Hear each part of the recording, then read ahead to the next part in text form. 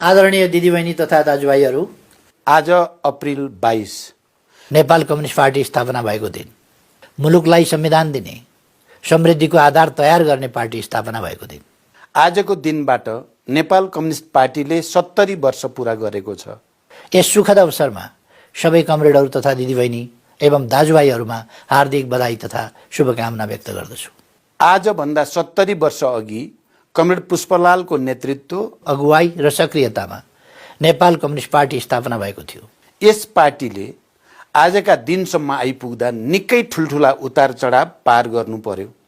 कहिले उपलब्धिका उत्साह त कहिले विभाजनका पीडा सहनु पर्यो। निरङ्कुश तन्त्रको दमन विरुद्ध लड्ने क्रममा कहिले हार बेहोर्नु पर्यो, कहिले ढङ्ग नपुग्दा प्राप्त उपलब्धिलाई समेत गुमाउनु पर्यो। मार्क्सवादको मार्गदर्शनमा अघि बढेको यो पार्टी सधैँ जनतासँगै रह्यो। जनतासँगै रहेर राष्ट्रियता, लोकतन्त्र र समानताका लागि क्रान्तिको आँधीबेहरी सिर्जना गरिरह्यो।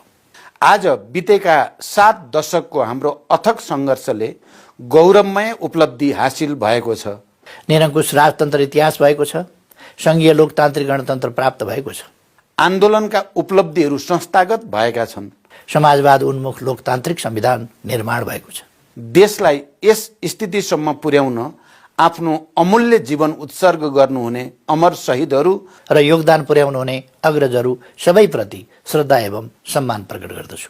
टुटफुट र विभिन्न आरोह अवरोह छिचोल्दै नेपाल कम्युनिस्ट पार्टी एकीकृत भएको छ। इतिहासमै पहिलोचोटि एकल बहुमतका साथ सरकार सञ्चालन गरिरहेको दलको हैसियतमा समृद्ध नेपाल, सुखी नेपालीको साझा राष्ट्रिय आकाङ्क्षा पूरा गर्न क्रियाशील छ। हाम्रो यात्रा समृद्ध नेपालका लागि हो। हाम्रो समाजवाद न्यायसहितको समृद्धि हो।